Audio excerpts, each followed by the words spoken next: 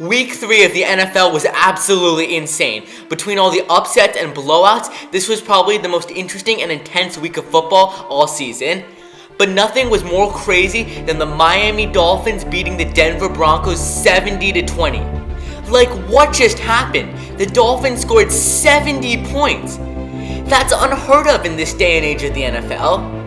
The Dolphins put on one of the most masterful offensive performances in NFL history, as they scored the second most points out of any team in a regular season NFL game. The NFL record for most points scored is 73 points in one game, which was set by the Chicago Bears back in 1940. And the record in the NFL regular season for most points scored was 72 points, set by the Washington Commanders back in 1966. That means nothing like this has ever been seen in over 60 years. But to think that they even had a chance to break the record is absolutely crazy. The Dolphins also had the most offensive yards in franchise history, as they had 726 yards against the Broncos today. This is absolutely insane, and I'm not even going to talk about how bad this makes the Broncos look. Dolphins quarterback Tua Tagovailoa orchestrated a perfect first half as he completed 16 for 16 passes for 206 yards and 2 touchdowns, and they scored 10 touchdowns on 11 drives, only punting once the entire game. That's absolutely insane. And even when they took out most of their starters and brought in their backups, Mike White, their backup quarterback, scored a touchdown. Like, come on, why couldn't the Jets have kept Mike White?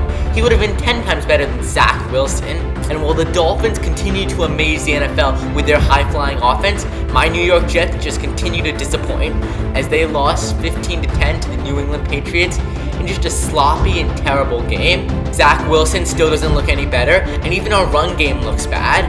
But some of the blame has to fall onto Nathaniel Hackett and the coaching staff, because they know they have Zach Wilson as quarterback, so they should try and come up with some more creative play designs.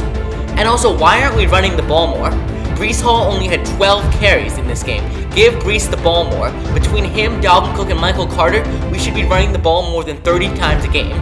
Our defense played well, but in the end, it just wasn't enough to win this game, and now it looks like the season is heading downhill. I think even if we get another random quarterback like Carson Wentz or Nick Foles, it's not going to help. And overall, I hate to say it, but I think this season might be lost.